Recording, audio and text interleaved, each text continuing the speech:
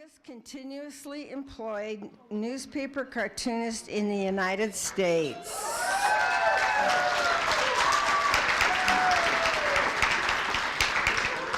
He has won several prestigious awards, including the 2009 Herblock Award, and was a finalist for the Pulitzer Prize in 2014, which I did not know. That's really great.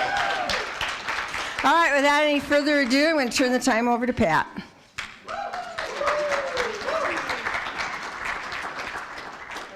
There's somebody here who knows how to do the thing up here.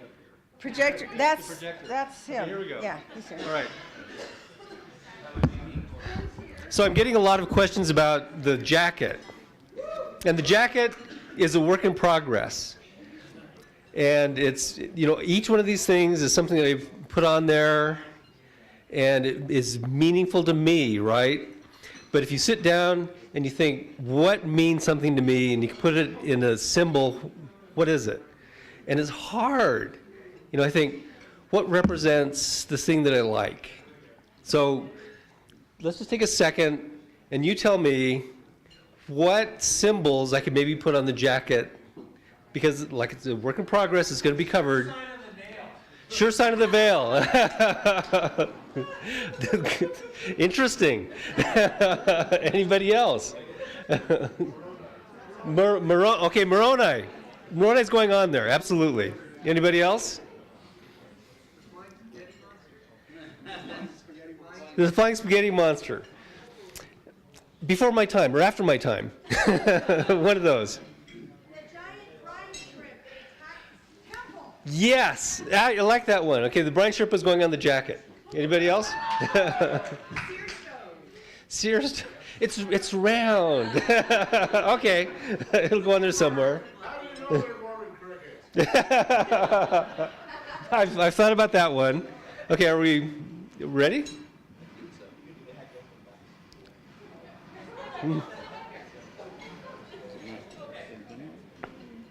Okay, we tried this earlier, so it should work. Okay, I have a hand back there. Sorry, just one more. And I don't know if you're only doing black and white, but a rainbow over the Salt Lake Temple. Okay, when we get this thing up and going, I will show you something that's kind of like that. Okay, anybody else? No? A newspaper. I think I did that somewhere. It's on there somewhere. Yeah.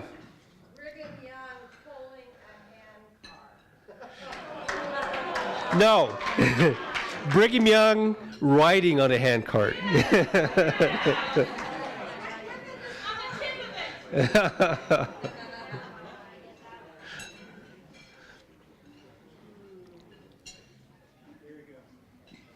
Okay, here we go. We're on. We're up. Okay, so my brother's here, an historian. Can we turn down the lights so anybody can do that? Okay. So my brother's a fairly prominent historian who wrote a book about Mountain Meadows Massacre. And it's kind of curious, how both of us ended up doing things related to Mormonism and the Salt Lake Valley and all that kind of stuff. And it had to do with our ancestors, I think, who definitely had a sense of humor.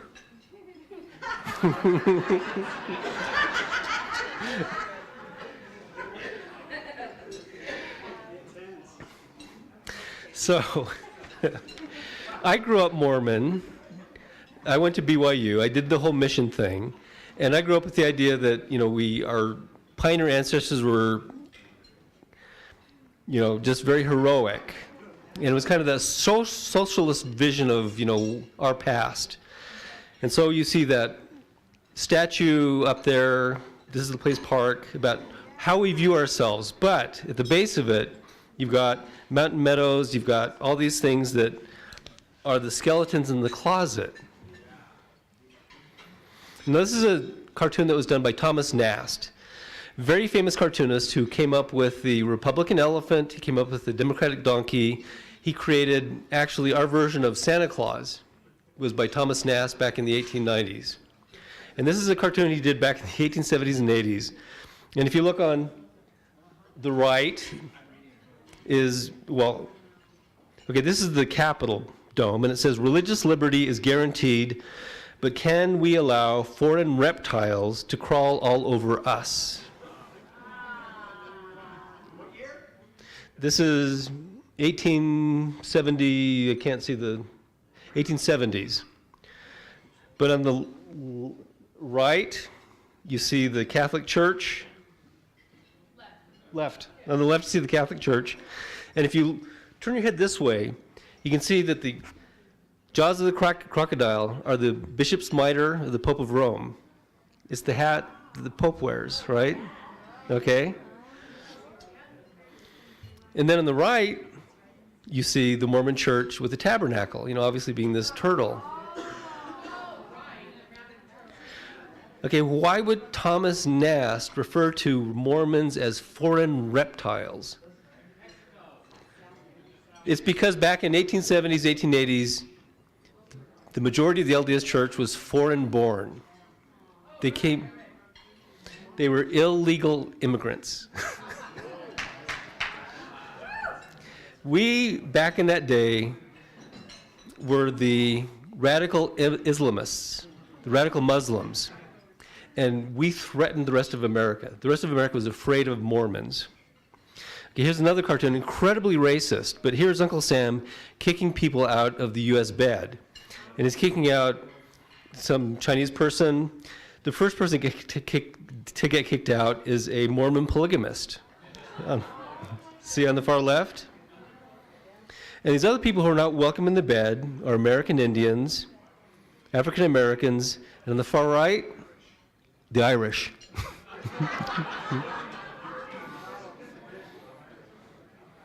No matter how much things change, they stay the same. Okay, and this is how the rest of America viewed Utah. America would send out these missionaries, and they'd bring in these unsuspecting young women into death, right? Okay, we know that's not exactly true. This is how it is now. Welcome to Utah, a wholly owned and operated subsidiary of the Church of Jesus Christ of Latter-day Saints.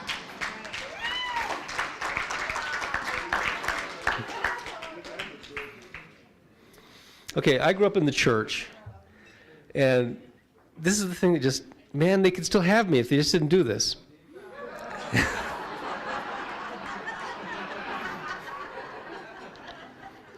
I just couldn't take it anymore, Okay, here's the church office building, the church elevator. Brother Henderson, thinking outside the box again, are we? This guy's a radical, right? Okay, but on the opposite side of the same coin, you got, "You Mormons are so bizarre."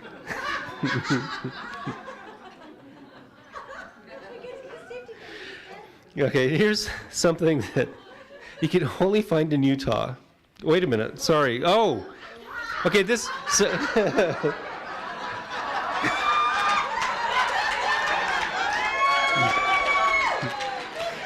This one. I'm sorry, this is not on my list, but I'm happy it's here. These are the Republican nominees. And you've all been hearing about, oh man, Donald Trump he's like a train wreck you just cannot turn your eyes away from, right? You have to watch it. But Donald Trump defeated the establishment pick of the GOP, he defeated the moderate pick of the GOP, he defeated the conservative pick, and they chose the dick pick. Okay, here we go. Only in Utah.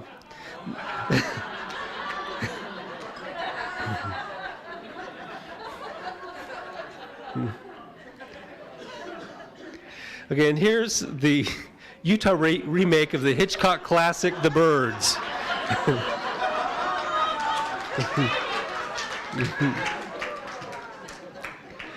And here's what people think that they're going to see when they come into Utah, as opposed to what they actually see. So they think they're going to see Mennonites with a lot of wives, right? Actually, they see a Mormon attack vehicle. So what do you call, a van in Utah County that has 3 kids in it? No, it's a sure sign of the guy just can't get it up.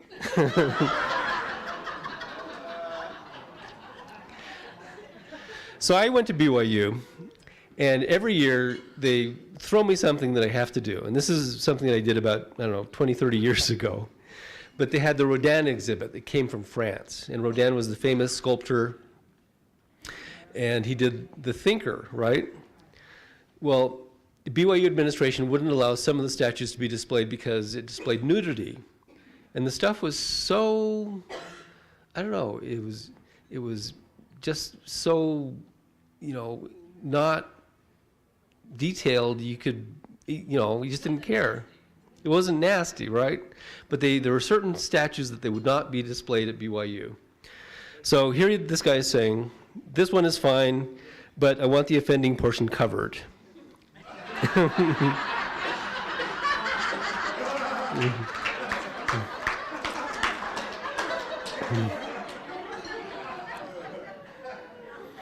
Okay, when I went to BYU, I lived about 2 blocks away from the LDS temple that they built. Pull up Zerblot, it's not the Imperial Mothership. There's a water tank just down the street from the temple, right? And the city council debated for a whole evening whether they should dress up the water tank to make it look like the temple up the street. Cooler heads prevailed, and they didn't do it. Okay, probably one of my most famous cartoons. Sister Finchley, I'm tired of these stories in the media that say the church calls all the shots in Utah. Have the legislature pass a resolution denying it.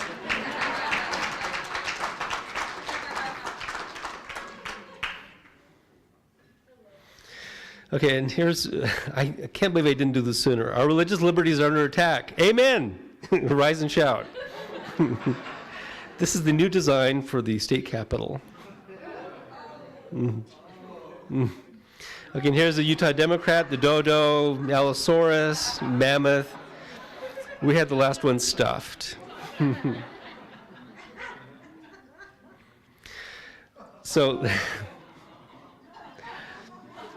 Gordon B. Hinckley, okay, Larry King Live, when we return more of Mormons, ordinary people just trying to become gods.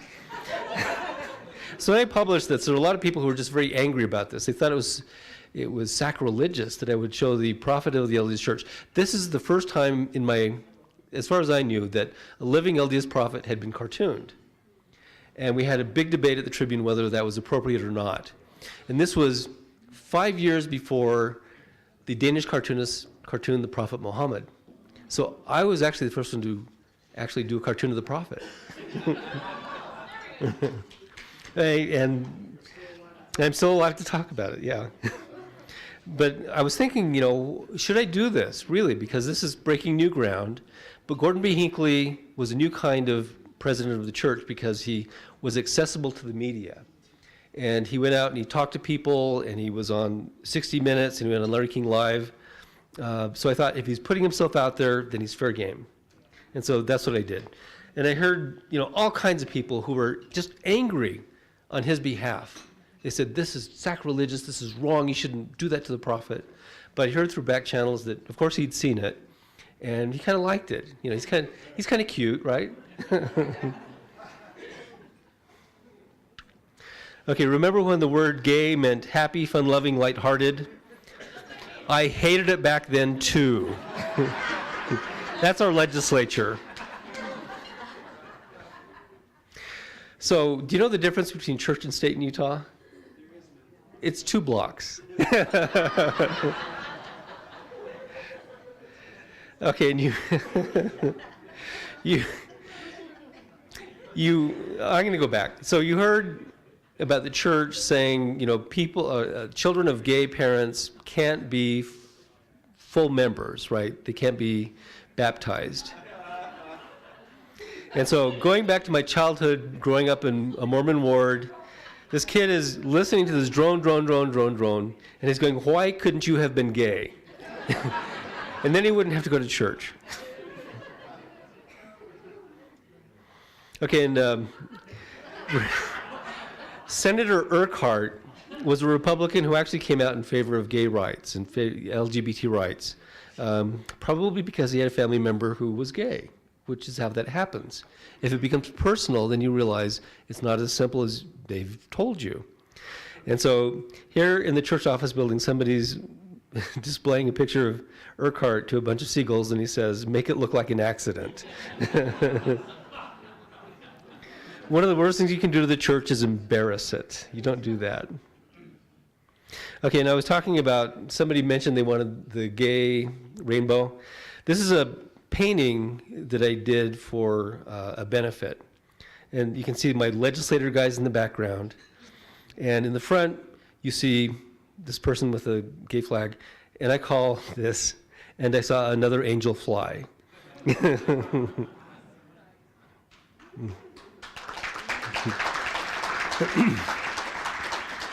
I've been asked about the secret LDS tapes that were released this past week, and if I did anything about them.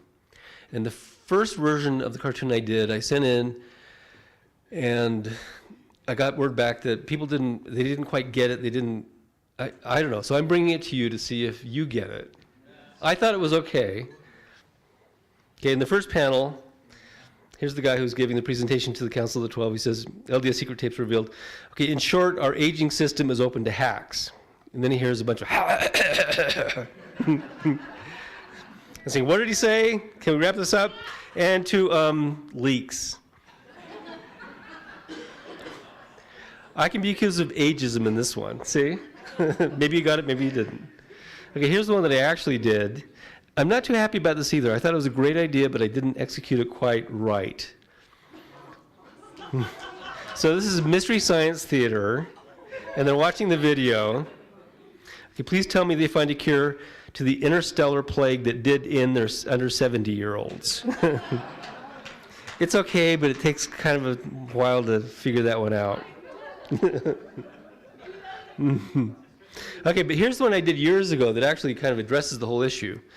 Dallin Oaks gave a talk that was just incredibly, how do I put it, short-sighted, narrow. Okay, imagine that you're Dallin Oaks and you wake up one morning to find being LDS can get you fired, your LDS marriage is invalid, Mormons are banned from the armed forces, Mormons are marginalized as deviants and sexual predators, Mormonism is scapegoated for everything wrong that's in America. Now you know what it's like to wake up gay in America.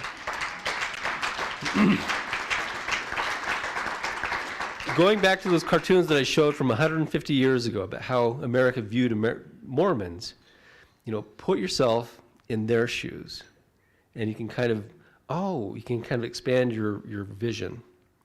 This is getting to, Utah politics. Utah Governor Herbert's faith-based, abstinence-only birth control program is called Having a Baby.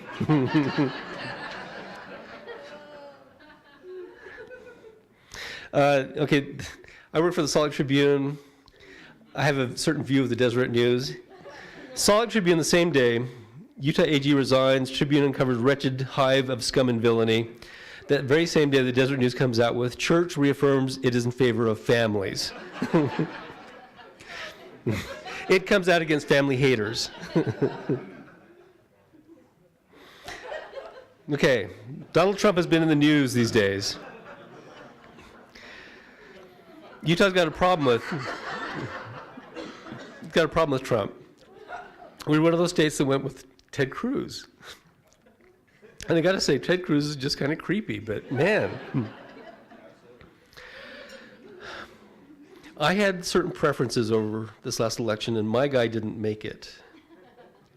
I wonder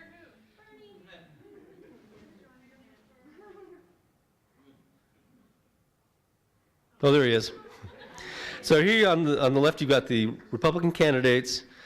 Ted Cruz, very open about his Christianity. And there's Trump going on about rapists and murderers and losers, just like him. And Rubio, and there's Bush, and they're saying, make America Jesus land again. And there's Pope Francis, who's pointing at Bernie Sanders saying, I'm going with the Jewish guy. The poor are getting a raw deal.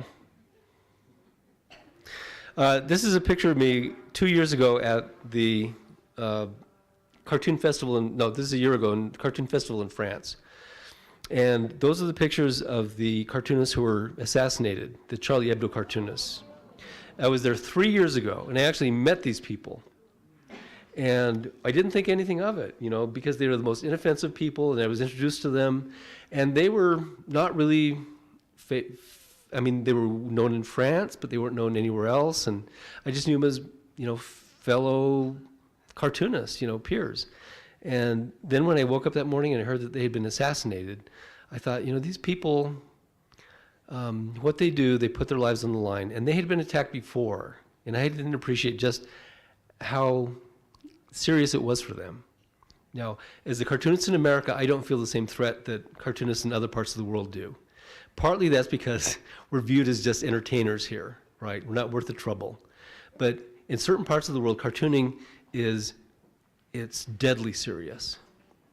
There was a Syrian cartoonist who did a cartoon that offended people. They dragged him out of the car, they stomped on his hands, they broke his bones in his hands. They're assassinated in Turkey, they're assassinated in Egypt. And so this is kind of a wake-up call to me to realize that what I do, to a lot of people out there, to me it's fun, I enjoy it. But to a lot of people, they're putting their lives on the line every time they do it. Okay, this is probably the best cartoon, most widely distributed cartoon I've ever done. When I did this, I put it out there and it just went, like they say, viral. It says, what terrifies religious extremists like the Taliban are not American tanks or bombs or bullets. It's a girl with a book. And it's a very simple, direct message. But this cartoon went, like I say, worldwide, and it started to come back to me, translated in Italian, in Russian, in Arabic, in Urdu, in Persian. It just went all over the place. And so I have this theory. I have a theory, if you do the perfect cartoon, you can make a difference. You can change the world. So, unfortunately, I can't do the cartoon about Trump because he's already kind of screwed his own chances. But I take seriously what I do. Okay, here's the last cartoon. You saw the first cartoon when you come into Utah, welcome to Utah, wholly owned subsidiary of the church. When you leave Utah, this is what you see. Welcome to Idaho, home of the Utah State Lottery.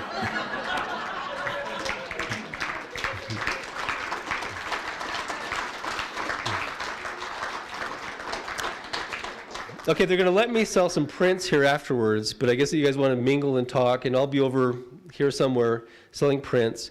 I have two versions. I've got the cheap one, so if you're a Hillary person, $20. If you want to get a Trump, just for hell's sake, $20. Oh. Okay, I do have a couple Bernies in here. So I do have $40 for the large prints.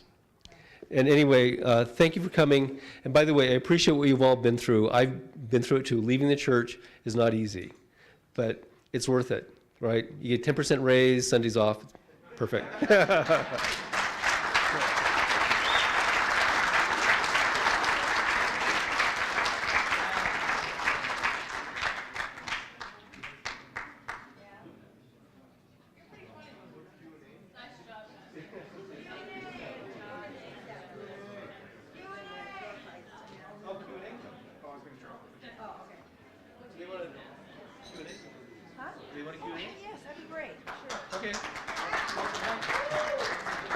Yeah, let's do a Q&A bit. You guys can mingle and you don't feel like you have to sit down and just, get a drink, whatever.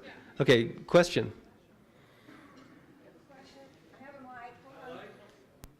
On the legislators that you have this, okay. The legislatures that you cartoon, you have these lips that I really like. I don't know why I like that so much, but it really captures the old white male or something. I don't know. Well, it's that well-fed Nordic look, that. I'm just wondering, is that where it came from? Well, they get asked, did you have a single legislator that you were illustrating? I said, no, all of them. Just go up there. Look at them. They all look like that. Okay.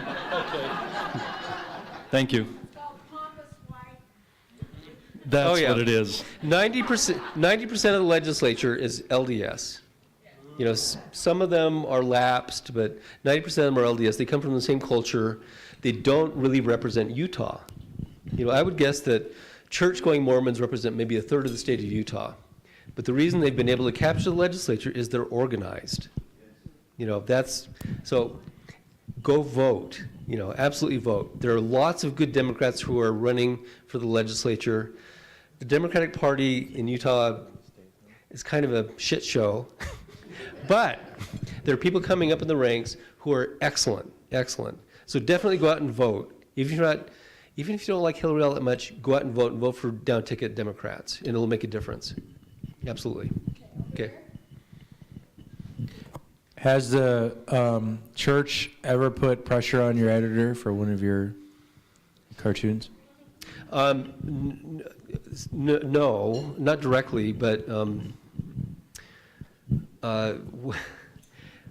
the okay, the Salt Lake Tribune has been through tribulations over the past dozen years. You know, we were sold, we were acquired by a hedge fund. The church has got all kinds of influence. They did have lots of influence over us, and they talked about buying the Tribune. The church did, and they were going to clean up Robert Kirby, is what they said. And one of the things is they were going to get rid of me. You know, that was going to be one of the things that was going to happen. That didn't happen. We were recently bought by the Huntsman family, by Paul Huntsman, which is a great thing, because before we were owned by a hedge fund, and the church, it's incredibly complicated, but the church had incredible leverage over our future. And the Huntsman family buying the Tribune is the best possible outcome that could have happened. I've got job security, the Tribune has got security, we're going to be around, and we're going to be a voice for independence. There you go. We're the independent voice in Utah.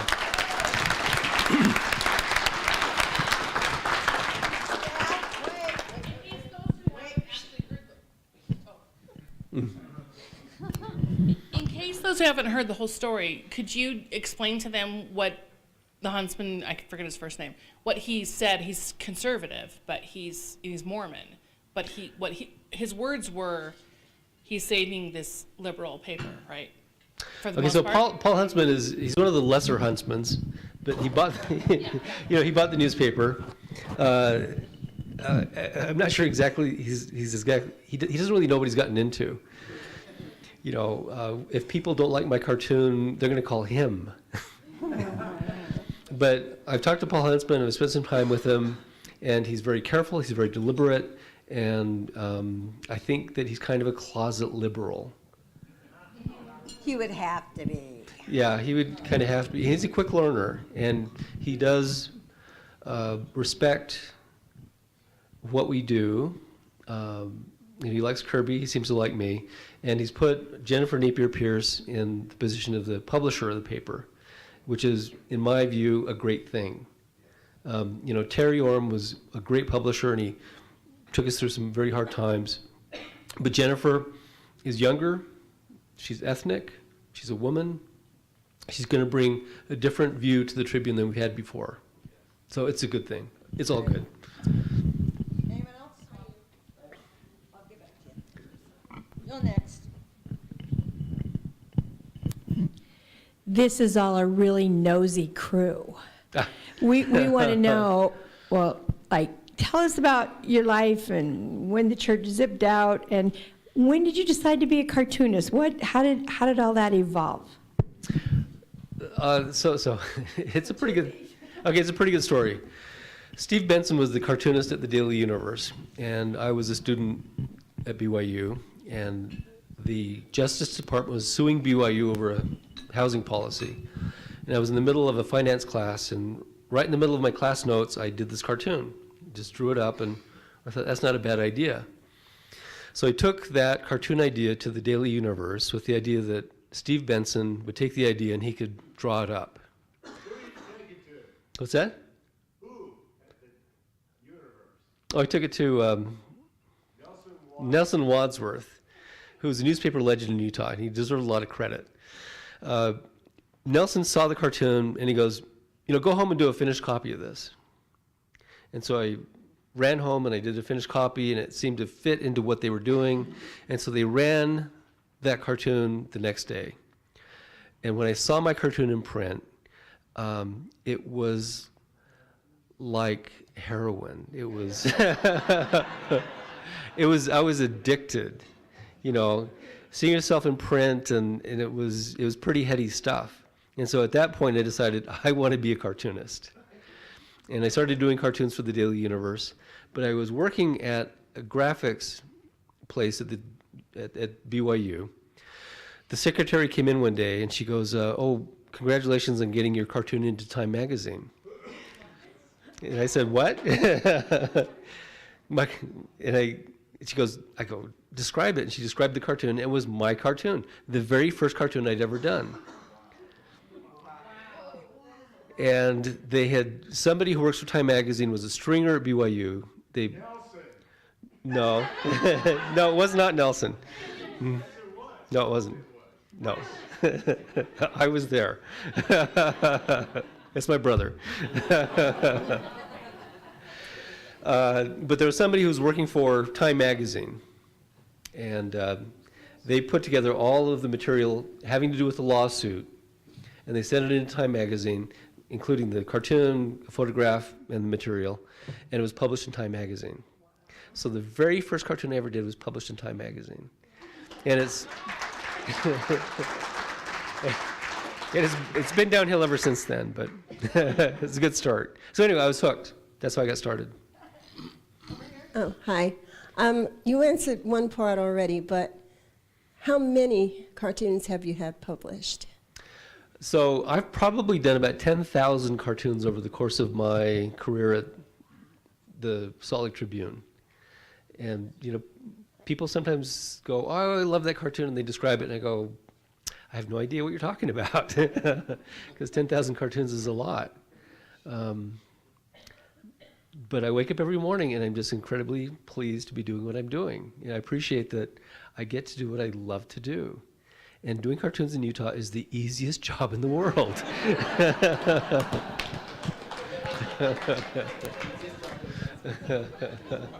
Anybody else? Okay. Okay. All right. So.